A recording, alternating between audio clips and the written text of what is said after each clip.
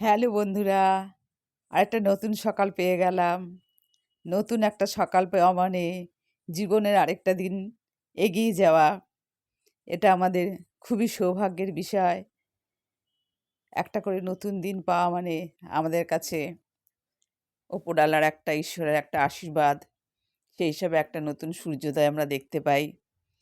ঠিক আছে, আমার আগের ভিডিওগুলো যারা দেখবে তারা বুঝতে পারবে যে আমার সকাল থেকে কি কি কাজ চলে। আমার সকালের প্রভাতী যেসব কাজকর্ম আছে সেগুলো আমি অনেক ভিডিওতে দেখিয়েছি বা পরবর্তীকালেও দেখাবো। কেননা এসব নিয়ে আমার যোগা প্রাণায়ামে এগিয়ে যাওয়া।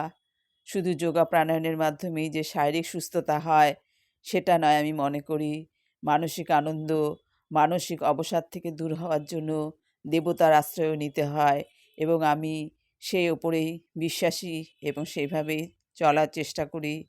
সেটা ওপরওয়ালার আশীর্বাদের ওপরই আমি সর্বদা নির্ভরশীল। সেই হিসাবেই আমি যোগা প্রাণায়ামে ভিডিওগুলোতে আমি আমার ঘরোয়া যেসব দেবদেবী আছে তাদের আমি দর্শন করাই এবং কোথাও যদি যাই সেখানেও সেই ব্যাপারে আমি একটু করার জন্য ব্যস্ত হয়ে যাই এবং আমি আমার বন্ধুদের সঙ্গে সেটা শেয়ার করতে চাই। সেটা আমার মনে খুব আনন্দ লাগে। আমার চ্যানেলটার নাম হচ্ছে ঝর্ণা স্মাইল এবং আমার জীবন থেকে একসময় স্মাইল চলে গেছিলো। সেই স্মাইলটাকে আমি ধীরে ধীরে আনার চেষ্টা করছি এবং এর সঙ্গে আমি বহুদিন ধরে যুক্ত। প্রায় আমি কি বলবো, সে মাধ্যমিকের পর থেকেই বয়সটা আমার অনেকটাই হয়েছে। আমি ওয়েস্ট বেঙ্গল হেলথের সঙ্গেও যুক্ত ছিলাম।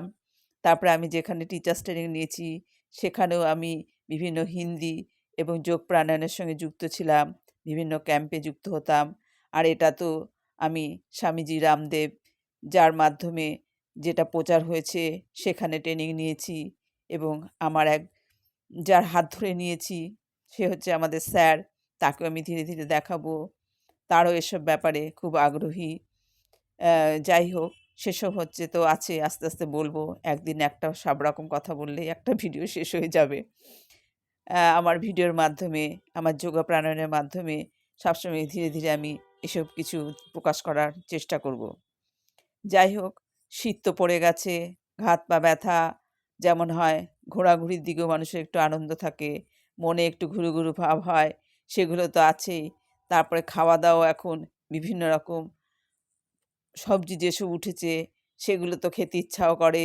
আবার অনেকের ইউরিক অ্যাসিডের প্রবলেম থাকে, এটা খাবো না, ওটা খাবো না। আ সেরকম একটা নিয়মও থাকে বা সেটা মেনে চললে যাদের সমস্যা তারা অনেকটাই নিজেদের রিমুভ করতে পারে সমস্যা থেকে।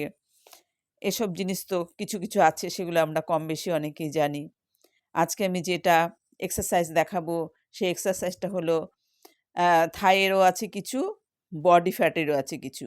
যেটা হচ্ছে ব্যাক ফ্যাট। ব্যাক ফ্যাট বলতে অনেক মহিলারা আমরা যারা আছি, অনেকের আমাদের পেছনের পশ্চারটা, ব্যাক সাইডটা এমনভাবে ফুলে ওঠে যে ব্লাউজ-টাউজ পরলে বা কোনো ড্রেস পরলে কেমন যেন একটু দৃষ্টিকটু মনে হয় অনেকের কাছে। যদিও আমি মনে করি যার, যার শরীর তার, তার ব্যক্তিগত ব্যাপার। সে কিভাবে চলবে না চলবে সেটা তার পার্সোনাল ব্যাপার। সে যার কাউকে দেখতে সুন্দর, কাউকে দেখতে একটু কুৎসিত বা একটু ভালো, সবই দেবতার দান। সবকিছুকে আমাকে মানিয়ে নিয়ে অ্যাডজাস্ট করেই চলতে হয়। তাও যদি পারি চেষ্টা করে যদি একটু ঠিকঠাক হতে পারি তাতে তো কোনো বাধা নেই।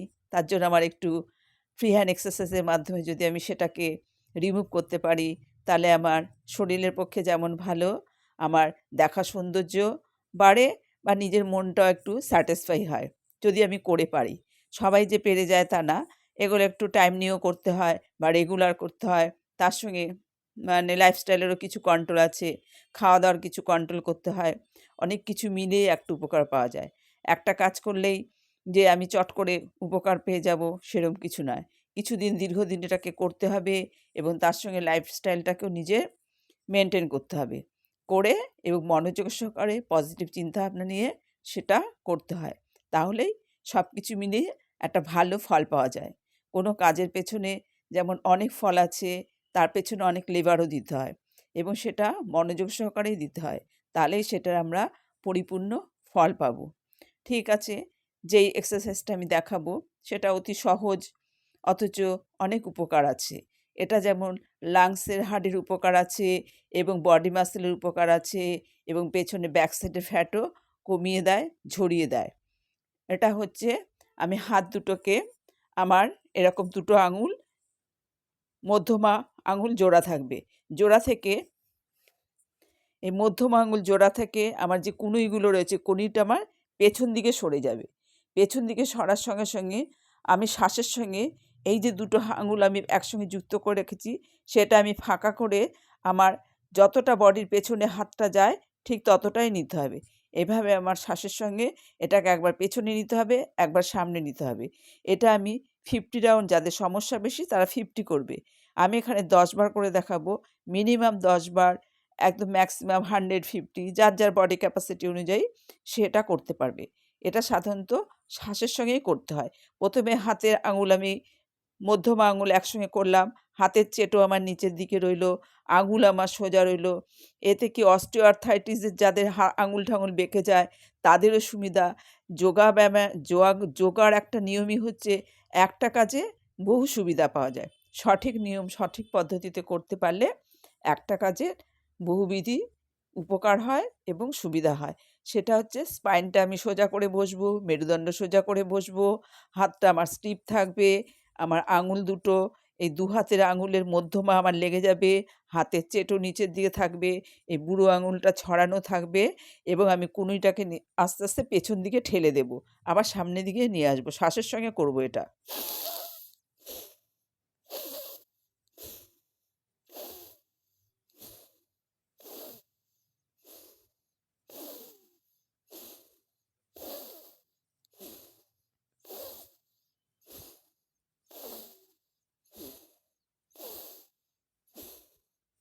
এটা আমি মিনিমাম 10 বার করব, ম্যাক্সিমাম 50, 100।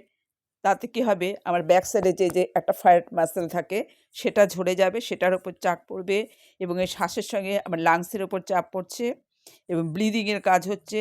একসঙ্গে আমার ভেতরে কার্বন ডাইঅক্সাইড বেরিয়ে আসছে, অক্সিজেন ঢুকছে, আমাদের গলার লাংস সব কিছু একই সঙ্গে অনেক উপকার হচ্ছে। আর মেন আমার উপকার হচ্ছে কি, যে আমি যেই কাজটা করব সেটাতে আমার ধ্যান রাখতে হবে, মনটা রাখতে হবে আমি কোন উদ্দেশ্যে করছি। সেখান থেকে আমার সেই ধরনের হরমোন সিক্রেশন হবে এবং আমার সেই কাজটা অতি তাড়াতাড়ি আমি তার ফল পেয়ে যাব। এটা হয়ে গেল ব্যাক সাইডে মাসল যাদের বেশি তাদের জন্য, ফ্যাটগুলো ঝরানোর জন্য। আর লাংস টাংস তো বললামই, নাকের ব্যাপার বললামই, হাতে যা অস্টিওআর্থ্রাইটিসের আঙুলগুলো সোজা থাকবে, সোজা থেকে করবে, এটারও অনেকটা উপকার হচ্ছে। ঠিক আছে, এটা হচ্ছে একটা। আরেকটা হচ্ছে থাইয়ের ব্যাপারে। অনেকে আজকাল কি বলবো, যারা মানে পড়তে ভালোবাসে, জিন্স টিন্স পরতে খুব ভালোবাসে বা অনেক কমফোর্ট, অনেকের পক্ষে কমফোর্ট ভালো, খুবই ভালো কথা। যখন যেরকম তখন সেরকম তাল মিলিয়ে চলতেই হবে, সেটা যার যা পার্সোনাল ব্যাপার। সেই জন্য অনেকের থাই মাসল ভারী হয়ে যায়। অনেকেই বলে থাই মাসল ভারী, কীভাবে কমাবো, থাই মাসলটা একটু কমাতে পারলে ভালো হয়। দেখতে অড লাগে অথচ একটু শখ আছে যে না আমি এটাকে